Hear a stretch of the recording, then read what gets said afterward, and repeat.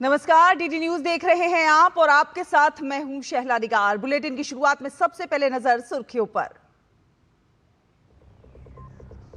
प्रधानमंत्री ने बताया इस वर्ष के केंद्रीय बजट को भारत के विकसित राष्ट्र बनने का रोड मैप। एक विशेष साक्षात्कार में कहा संरचनात्मक सुधार, बेहतर नवाचार और आसान शासन प्रणाली अगले दशक के लिए सरकार की सर्वोच्च प्राथमिकता।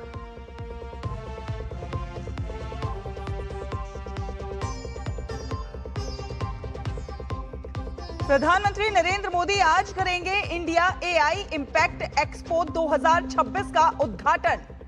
इंडिया एआई इंपैक्ट समिट में दुनिया के 20 देश के राष्ट्राध्यक्ष, सीईओज और विशेषज्ञ होंगे शामिल। एआई के परिवर्तनकारी प्रभावों और भविष्य की कार्रवाइयों पर होगी चर्चा।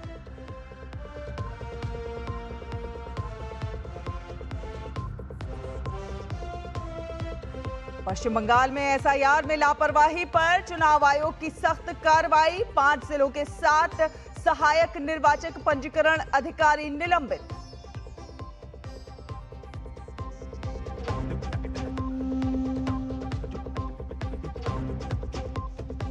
चुनाव आयोग की टीम आज से असम के 3 दिवसीय दौरे पर। मुख्य चुनाव आयुक्त ज्ञानेश कुमार की अगुवाई में चुनाव आयोग की पूरी बेंच करेगी चुनावी तैयारियों की समीक्षा।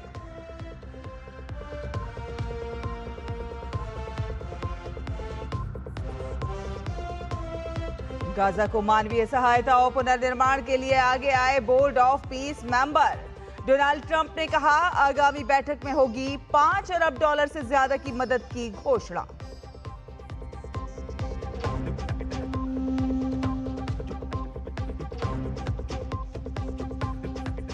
और T20 विश्व कप में भारत की पाकिस्तान पर अब तक की सबसे बड़ी जीत, 61 रनों से हराया।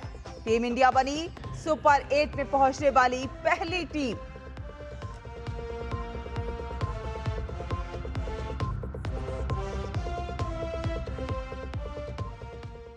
तो चलिए बुलेटिन में सबसे पहले बात करते हैं इंडिया एआई इंपैक्ट समिट की। साल 2047 तक विकसित भारत के लक्ष्य को हासिल करने में एआई बड़ा मददगार साबित होने वाला है। एआई में भारत अब दुनिया का नेतृत्व करने की तैयारी कर रहा है और इसी मकसद से दिल्ली में भारत एआई इंपैक्ट समिट 2026 का आयोजन हो रहा है।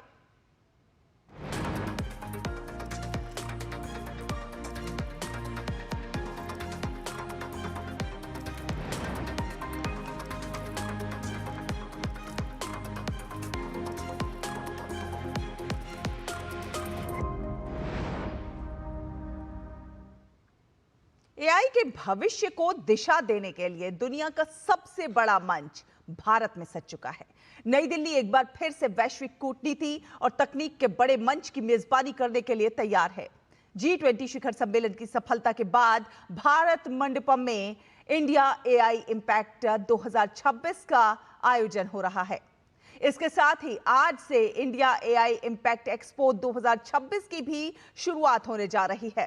प्रधानमंत्री नरेंद्र मोदी आज एक्सपो का उद्घाटन करेंगे। समिट में कई देशों के राष्ट्रपति, उपराष्ट्रपति, प्रधानमंत्री, 50 से अधिक मंत्री और डेलीगेट्स के साथ साथ माइक्रोसॉफ्ट, गूगल और मेटा जैसी कई दिग्गज कंपनियों के सैकड़ों सीईओज भी भाग लेंगे। इस एक्सपो की थीम पीपल, प्लैनेट और प्रोग्रेस पर आधारित है। इस समिट का उद्देश्य है वैश्विक एआई तंत्र में नई साझेदारियां बनाना, बिजनेस के अवसर पैदा करना और भारत को एआई नेतृत्व के केंद्र के रूप में खुद को स्थापित करना।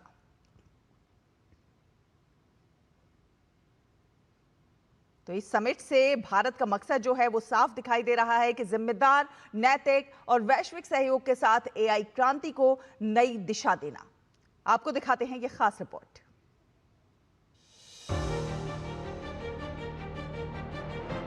आर्टिफिशियल इंटेलिजेंस बहुत तेजी के साथ दुनिया में बदलाव ला रहा है, जिसका हिस्सा अब भारत भी बन चुका है। इसी तकनीक के भविष्य को दिशा देने के लिए भारत ने तैयार किया है एआई पर दुनिया का सबसे बड़ा मंच। आज से एआई के क्षेत्र में दुनिया को नई दिशा देने और नए मानक गढ़ने के लिए भारत विश्व को एक साथ एक मंच पर ले आया है। भारत की अगुवाई में हो रहे इंडिया एआई इंपैक्ट समिट में दुनिया भर से दिग्गज पहुंच रहे हैं। करीब करीब 20 हेड्स ऑफ गवर्नमेंट और हेड्स ऑफ स्टेट्स इसमें भाग लेंगे। करीब करीब 40 से 45 मंत्रीगण इसमें भाग लेंगे कई देशों से। इसके अलावा प्रतिनिधि और काफ़ी सारे देशों से आएंगे। करीब करीब 100 देशों की इसमें भाग लेने की हमें उम्मीद है। 16 से 20 फरवरी 2026 तक दिल्ली में हो रहे इस समिट के लिए दुनिया भर से प्रतिनिधिमंडलों का भारत आना लगातार जारी है। 5 दिन तक चलने वाले इस सम्मेलन में दुनिया के कई देशों के राष्ट्राध्यक्ष, 100 से अधिक प्रमुख सीईओ और सीएक्सओ और 100 से अधिक प्रतिष्ठित शिक्षाविदों की भागीदारी नजर आएगी। दुनिया को अब डिसरप्शन के साथ जीने के लिए तैयार रहना होगा। समय के साथ इनके नेचर में बदलाव आएगा, लेकिन ये तय है कि अब व्यवस्थाएं बहुत तेजी से बदलेगी। एआई से जो डिसरप्शन हो रहे हैं वो तो आप देख ही रहे हैं। आने वाले समय में एआई और भी क्रांतिकारी बदलाव लेकर आने वाली है। भारत इसके लिए भी तैयार है। कुछ ही दिनों में भारत में ग्लोबल एआई इंपैक्ट समिट होने जा रही है। दुनिया के अनेक देश, दुनिया भर के टेक लीडर्स इस समिट में हिस्सा लेने के लिए भारत आ रहे हैं। सभी के साथ मिलकर हम एक बेहतर विश्व बनाने के लिए निरंतर प्रयास करते रहेंगे। एआई शिखर सम्मेलन में विदेशी प्रतिनिधियों में भूटान के प्रधानमंत्री शेरिंग तोब्गे, बोलीविया के उपराष्ट्रपति एडमंड लारा मोंटानो, ब्राजील के राष्ट्रपति लुई इनासियो लूला दा सिल्वा, क्रोएशिया के प्रधानमंत्री आंद्रेज प्लेनकोविक, एस्टोनिया के राष्ट्रपति अलार कारिस, फिनलैंड के प्रधानमंत्री पेटेरी, फ्रांस के राष्ट्रपति इमानुअल मैक्रों, ग्रीस के प्रधानमंत्री करियाकोस मित्सोटाकिस, गुयाना के उपराष्ट्रपति डॉक्टर भरत जगदेव, कजाकिस्तान के प्रधानमंत्री ओल्जहास बेक्टेनोव, लिक्टेनस्टीन रियासत के वंशानुगत राजकुमार एलोइस, मॉरिशस के प्रधानमंत्री डॉक्टर नवीन चंद्र रामगुलाम, सर्बिया के राष्ट्रपति अलेक्जेंडर वुसिक, स्लोवाकिया के राष्ट्रपति पीटर पेलेग्रिनी, स्पेन के राष्ट्रपति पेड्रो सांचेज पेरेज कास्टेजोन, श्रीलंका के राष्ट्रपति अनुरा कुमारा दिसानायका, सेशल्स के उपराष्ट्रपति सेबेस्टियन पेल्ले, स्विट्जरलैंड के राष्ट्रपति गाय परमेलिन, नीदरलैंड के प्रधानमंत्री डिक शूफ और संयुक्त अरब अमीरात से क्राउन प्रिंस शेख खालिद बिन मोहम्मद बिन जायद अल नाहयान शामिल हैं। इस शिखर सम्मेलन का एक महत्वपूर्ण स्तंभ उद्योग जगत की सहभागिता भी है। नई दिल्ली के भारत मंडपम में ये आयोजन 10 हॉल्स में 70,000 वर्ग मीटर से अधिक क्षेत्र में फैला हुआ है, जिसमें स्टार्टअप, कॉरपोरेट, अकादमिक संस्थान, अनुसंधान संस्थान, केंद्रीय मंत्रालय और संगठन, 19 से अधिक राज्यों और 10 से अधिक देशों के राज्य और देश के पवेलियन सहित 400 से अधिक प्रदर्शक शामिल हैं और 1.5 लाख से अधिक प्रतिभागियों की मौजूदगी की उम्मीद है। इस सम्मेलन की खास बात यह है कि ये केवल जोखिमों की बात नहीं करेगा, बल्कि ये दिखाएगा भी कि एआई कैसे दुनिया भर में बदलाव ला सकता है। अब तक के 4 वैश्विक सम्मेलनों में इसे सबसे बड़ा माना जा रहा है। Bureau report, DD news. तो बेहद महत्वपूर्ण ये सम्मेलन और इस समिट के दौरान देश की राजधानी और भी ज्यादा खूबसूरत लगे, इसके लिए एनडीएमसी ने नई दिल्ली को रोशनी से सराबोर कर दिया है। कैसी लग रही है रात में दिल्ली, इसका जायजा लेते हुए एनडीएमसी के उपाध्यक्ष कुलजीत सिंह चहल से खास बातचीत की है हमारे संवाददाता गिरीश निशाना ने। इंडिया एआई इम्पैक्ट समिट के मद्देनजर नई दिल्ली नगर पालिका परिषद ने अपनी इमारतों को रोशनी से सराबोर किया है। किस तरह से किया गया है इन्हें रोशनी से सराबोर, इस पर ज़्यादा बात करने के लिए हमारे साथ मौजूद हैं एनडीएमसी के वाइस चेयरमैन कुलजीत सिंह चहल। अतिथि देवो भव के भाव से आज एनडीएमसी जिस तरह G20 समिट के टाइम पर पूरी तरह तैयार थी, एनडीएमसी की टीम इस बार और आगे बढ़ते हुए लाइटिंग को लेकर उत्साह के रूप में, जिस तरह त्यौहार के रूप में आप देखेंगे हमारी पूरी बिल्डिंग जो पर्पल बेस है उसको ही थीम बना के हमने पूरा लाइटिंग करी है। ऐसी बाकी भी जगहों पर हमारा लाइटिंग सिस्टम है। 10 से अधिक मेरे साथ हमारी पूरी एनडीएमसी की टीम है जो इस पूरे सिस्टम को देख रही है। हमारे रोड्स के, इलेक्ट्रिकल के, सिविल के सारे ऑफिसर्स हैं, हमारे सेक्रेटरी साहब हैं जो पूरी तरह देख रहे हैं। एक ही भाव है कि विश्व के सबसे लोकप्रिय नेता, देश के यशस्वी प्रधानमंत्री माननीय नरेंद्र मोदी जी के नेतृत्व में जैसे G20 एक सफल आयोजन हुआ। AI इम्पैक्ट समिट भारत 2026, जो विश्व के सभी लोग जब आएंगे तो विकसित भारत की झलक यहाँ दिखे। और विकसित भारत की झलक में एनडीएमसी की जो भूमिका है, चाहे वो हॉर्टिकल्चर हो, चाहे वो सिविल हो, चाहे वो सैनिटेशन में हो, और अब ये लाइटिंग में खैर रात को जगमगाएगा। कौन सी इमारतें होंगी? अपने हेड ऑफिस से, बराबर वाली बिल्डिंग से, चरखा म्यूजियम से, बाकी कुछ और दूसरी महत्वपूर्ण इमारतें हैं, सर्कल्स हैं, राउंड अबाउट जो हैं, रोड्स हैं। जो भाव है वो है कि अतिथि देवो भव, और विकसित भारत की विकसित एनडीएमसी माननीय प्रधानमंत्री जी के नेतृत्व में हम सब लोग मिलकर काम कर रहे हैं। कहीं लाल, कहीं पीली, कहीं नीली, तो कहीं हरी लाइटों से पूरे नई दिल्ली नगर पालिका परिषद ने अपने क्षेत्र को जगमग कर दिया है। अतिथियों के स्वागत के लिए तैयार है नई दिल्ली। नई दिल्ली को दुल्हन की तरह सजाया गया है। यहाँ की इमारतों और जगह जगह चौराहों पर फूल मालाओं के साथ साथ लाइटें हर किसी को अपनी ओर आकर्षित करेंगी। कैमरामैन भीम सिंह के साथ गिरीश निशाना, DD न्यूज, दिल्ली। और इस विशेष आयोजन के मद्देनजर यातायात एडवाइजरी भी जारी की गई है और लोगों को भीड़भाड़ से बचने के लिए सार्वजनिक परिवहन का इस्तेमाल करने की भी सलाह दी गई है। आपको बता दें कि ये शिखर सम्मेलन भारत मंडपम और सुषमा स्वराज भवन में आयोजित किया जा रहा है। इस दौरान भारत मंडपम के पास कई सड़क आम यातायात के लिए बंद रहेंगे।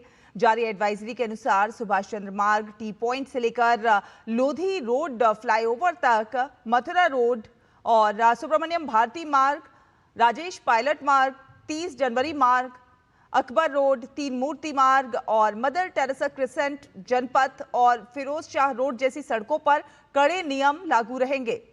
यातायात पुलिस ने लोगों से इन मार्गों से बचने और वैकल्पिक मार्गों और मेट्रो का उपयोग करने का आग्रह किया है।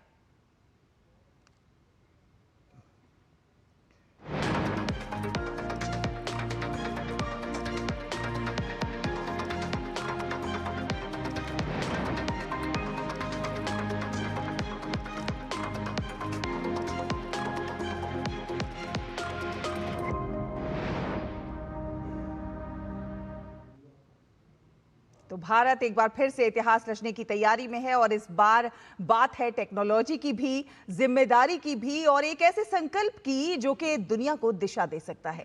केंद्र सरकार, इलेक्ट्रॉनिक्स और सूचना एवं प्रौद्योगिकी मंत्रालय और इंटेल इंडिया के सहयोग की ये एक अनोखी पहल AI रिस्पॉन्सिबिलिटी प्लेज कैंपेन अब राष्ट्रीय आंदोलन का रूप लेने जा रही है। इसका लक्ष्य AI का इस्तेमाल जिम्मेदारी और नैतिकता के साथ साथ मानवता के हित में करने को लेकर है। यानी कि भारत सिर्फ टेक्नोलॉजी में आगे नहीं बढ़ रहा है बल्कि टेक्नोलॉजी के सही इस्तेमाल का वैश्विक उदाहरण भी बन रहा है। और इस अभियान का लक्ष्य 24 घंटे में सबसे अधिक प्रतिज्ञाएं प्राप्त करने का गिनीज वर्ल्ड रिकॉर्ड बनाना भी है।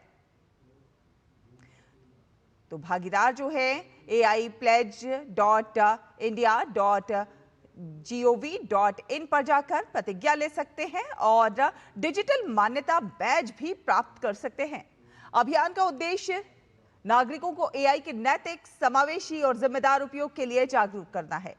इंडिया AI इम्पैक्ट समिट 2026 के तहत आयोजित इस अभियान से भारत की विश्वसनीय AI पारिस्थितिकी तंत्र को बढ़ावा मिलेगा और तकनीकी क्षमता में एक नया मापदंड स्थापित होगा।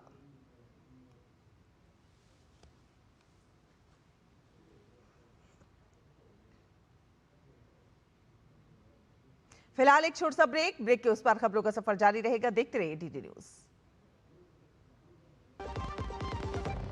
भारत में सालाना हजारों लोग हाथी पांव नाम की बीमारी की चपेट में आकर जीवन भर के लिए अपाहिज हो जाते हैं। मलेरिया की तरह ही हाथी पांव एक मच्छर के काटने से फैलता है और ये याद रखिए कि हाथी पांव का कोई इलाज नहीं है।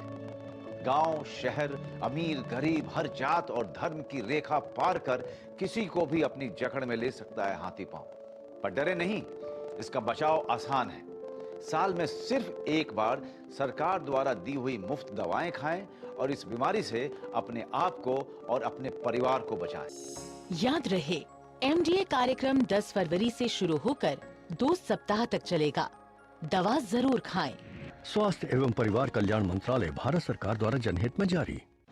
Video call.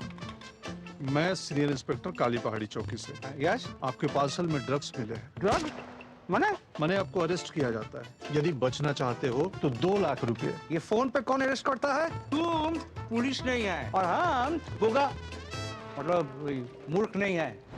यूपीआई कहता है, अगर कोई नकली पुलिस बन के आपको भी कॉल करे और डराए तो कहो मैं मूर्ख नहीं।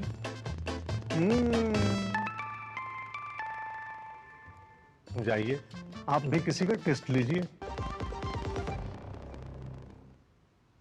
ब्रेक के बाद स्वागत है आपका। आप देख रहे हैं डीडी न्यूज। आपको बता दें कि प्रधानमंत्री नरेंद्र मोदी ने कहा है कि इस वर्ष का केंद्रीय बजट भारत के विकसित राष्ट्र बनने की आकांक्षा को दर्शाता है। एक समाचार एजेंसी को दिए गए साक्षात्कार में पीएम मोदी ने कहा कि बजट अभी नहीं तो कभी नहीं जैसा मजबूरी में लिया गया निर्णय नहीं है, बल्कि तैयारी और प्रेरणा से उपजा हम तैयार हैं वाला पल है।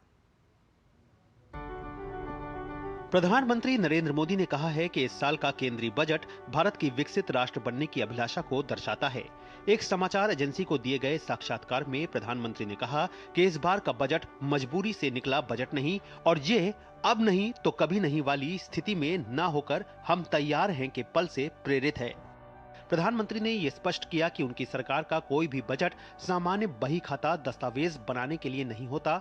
उनका कहना था कि यही समय है, सही समय है कि भावना हमेशा उनके सरकार में रही है। प्रधानमंत्री ने आगे कहा कि हमारा राष्ट्रीय चरित्र मुश्किल परिस्थितियों में भी परखा गया है और आज हम वैश्विक चुनौतियों के बावजूद विकास की एक उज्जवल मिसाल बन चुके हैं। जब उनसे पूछा गया कि क्या उन्होंने ये निर्धारित किया है कि भारत अब 2047 तक विकसित भारत की दिशा में अगला कदम उठाने के लिए तैयार है, तो पीएम मोदी ने कहा कि महामारी के बाद का विश्व व्यवस्था भारत के लिए नए अवसर खोल रहा है और कई देशों के लिए भारत के साथ व्यापार और नवाचार में साझेदारी करना एक आकर्षक प्रस्ताव बन चुका है। प्रधानमंत्री ने बताया कि हमारे युवा आज अंतरिक्ष, खेल और स्टार्टअप जैसे क्षेत्रों में नई ऊंचाइयां छू रहे हैं। उन्होंने कहा कि ये बजट 2026 का बजट नहीं बल्कि 21वीं सदी के दूसरे दशक का पहला बजट है जो 2014 के बाद से हुए सुधारों पर आधारित है और अगले 25 वर्षों के लिए एक ठोस आधार तैयार करता है। प्रधानमंत्री ने कहा, हमने पिछले सालों में संरचनात्मक सुधार किए हैं, गरीबों के लिए अवसरों का विस्तार किया है और महिला सशक्तिकरण के लिए मजबूत कदम उठाए हैं। प्रधानमंत्री ने यह भी कहा कि इस बजट से रिफॉर्म एक्सप्रेस को नई गति मिलेगी और ये हमारे युवाओं को तेजी से बदलते विश्व के अवसरों के लिए तैयार करेगा। प्रधानमंत्री ने भारत के व्यापारिक समझौतों के संदर्भ में कहा कि राजनीतिक स्थिरता और राजनीतिक भविष्यवाणी ने भारत में निवेशकों के विश्वास को बहाल किया है। उन्होंने बताया कि मजबूत विनिर्माण, सेवा क्षेत्र और MSME ने भारत को व्यापार समझौतों को मजबूती से सौदा करने की स्थिति में लाकर खड़ा किया है। प्रधानमंत्री ने यह भी बताया कि भारत के मुक्त व्यापार समझौते MSME के लिए कपड़ा, चमड़ा, रसायन, हस्तशिल्प, रत्न और अन्य क्षेत्रों में बाजार की पहुंच बढ़ाने के लिए डिजाइन किए गए हैं। प्रधानमंत्री ने यूपीए सरकार की आलोचना करते हुए कहा कि उनकी आर्थिक गलतफहमियों के कारण भारत मजबूत स्थिति में व्यापार समझौते करने में असमर्थ था। उन्होंने कहा कि उस समय की सरकार के दौरान बातचीत शुरू होती थी और फिर टूट जाती थी, लेकिन लंबी बातचीत के बावजूद कोई ठोस नतीजा नहीं निकल पाता था। उन्होंने अपनी सरकार के सुधारों के प्रति प्रतिबद्धता को रेखांकित करते हुए कहा कि ये प्रतिबद्धता सिर्फ कागज पर नहीं बल्कि काम में दिखाई दे रही है। प्रधानमंत्री नरेंद्र मोदी ने अगले चरण के आर्थिक परिवर्तन के लिए निजी क्षेत्र को महत्वपूर्ण बताया और उनसे निर्णायक प्रतिक्रिया देने का अनुरोध किया। उन्होंने कहा कि निजी क्षेत्र को अब अपनी बचत को सुरक्षित रखने पर कम ध्यान देना चाहिए और अनुसंधान व विकास, आपूर्ति श्रृंखला और गुणवत्ता में तेजी से निवेश करना चाहिए। प्रधानमंत्री ने कहा कि विकसित भारत की ओर अगला कदम निजी क्षेत्र के नवाचार, दीर्घकालिक क्षमता और वैश्विक प्रतिस्पर्धा में साहसिक निवेश पर निर्भर करेगा। रक्षा क्षेत्र में बढ़ाए गए बजट पर प्रधानमंत्री नरेंद्र मोदी ने कहा कि सरकार की जिम्मेदारी है कि वो मौजूदा हालात के हिसाब से रक्षा क्षेत्र को आधुनिक बनाए। उन्होंने कहा कि देश के रक्षा बलों की सहायता करने और उन्हें मजबूत करने के लिए सरकार को जो भी करना होगा वो किया जाएगा। Bureau report, DD news. और आज देश की राजधानी की सुरक्षा का जिम्मा संभालने वाली दिल्ली पुलिस का स्थापना दिवस है। 16 फरवरी 1948 को स्थापित हुई दिल्ली पुलिस इस साल अपना 79वां स्थापना दिवस मना रही है। ये अवसर पर आयोजित कार्यक्रम में गृह मंत्री अमित शाह मुख्य अतिथि के रूप में शामिल होंगे। अपनी स्थापना से लेकर अब तक दिल्ली पुलिस लगातार राजधानी की सुरक्षा में बेहद अहम भूमिका निभा रही है।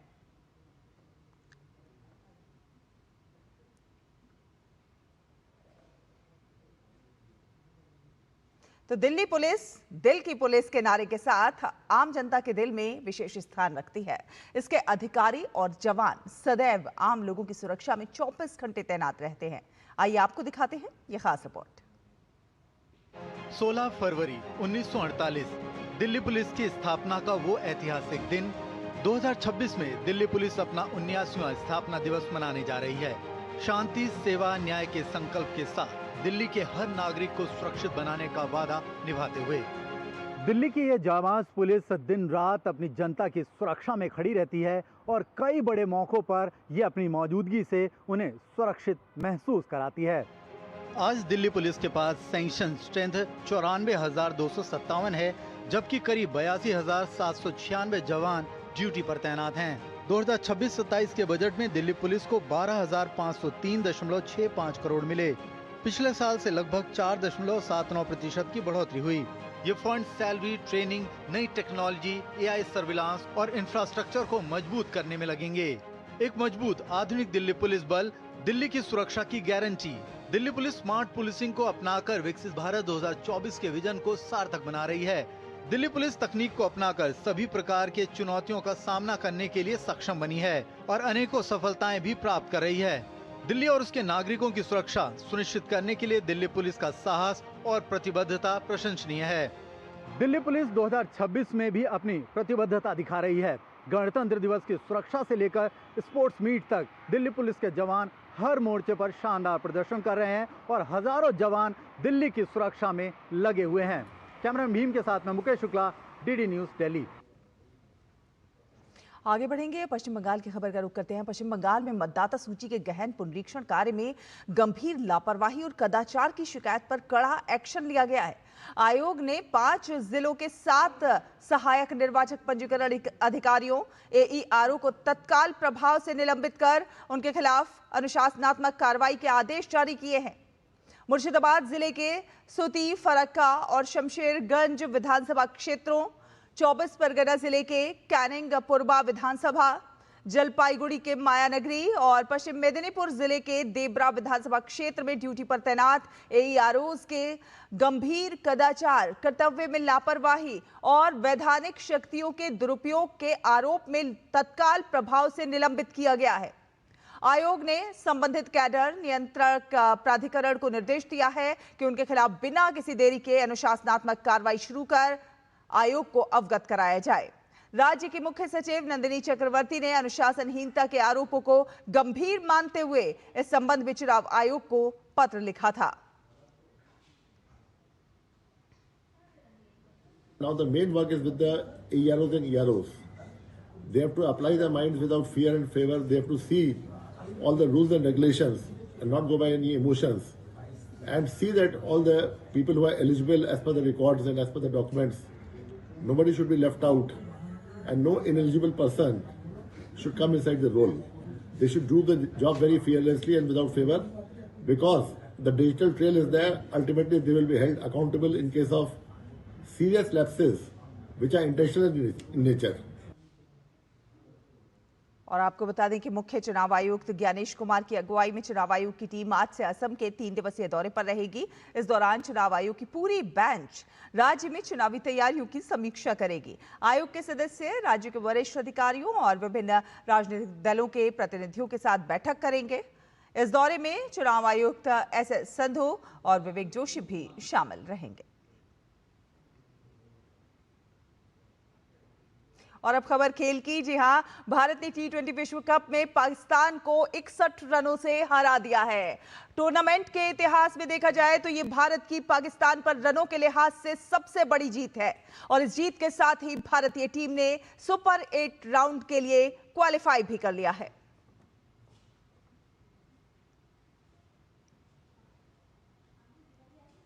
और आईसीसी टी20 विश्व कप में भारत की पाकिस्तान पर जीत में जिस एक खिलाड़ी की भूमिका सबसे ज्यादा अहम रही है, वो खिलाड़ी रहा धुरंधर बल्लेबाज ईशान किशन, जिन्होंने कोलंबो की प्रेमदासा पिच पर अपनी बेहतरीन बल्लेबाजी शैली के दम पर पाकिस्तान के गेंदबाजों की लाइन और लेंथ दोनों बिगाड़ दी। छोड़ जाते हैं आपको इस खास रिपोर्ट के साथ। मुझे दीजिए अनुमति। नमस्कार। कोलंबो में ईशान का तूफान, उड़ गया पाकिस्तान, फिर जीता हिंदुस्तान। अभिषेक शर्मा का विकेट निकाल जिस पाकिस्तान को लगा कि उन्होंने टीम इंडिया को बड़ा झटका दिया है, उसके सारे तेवरों पर पानी फेरने का काम कर गया ईशान किशन का नाम। ईशान किशन ने ताबड़तोड़ अंदाज में बल्लेबाजी की और महज 40 गेंदों पर 77 रन की दमदार पारी खेल टीम इंडिया को नई रफ्तार दी। भारतीय टीम ने महज 12वें ओवर की शुरुआत में ही 100 रन के आंकड़े को पार कर लिया। ईशान ने अपनी इस पारी के दरमियान 10 चौके और 3 छक्के जड़े। हाल ये रहा कि ईशान किशन ने अर्धशतक महज 27 गेंदों में पूरा किया। ईशान ने 190 से ऊपर के स्ट्राइक रेट से बल्लेबाजी की। उन्होंने भारत पाकिस्तान टी20 इंटरनेशनल मैचों में तीसरा सबसे तेज अर्धशतक लगाने वाले बल्लेबाज के तौर पर भी खुद को सामने ला दिया। बाएं हाथ के इस बल्लेबाज ने पावर प्ले में 42 रन बनाए। कुल मिलाकर ईशान किशन ने एक बार फिर से साबित कर दिखाया कि वो टीम इंडिया के लिए आखिरकार अहम क्यों हैं। Sports desk, DD news.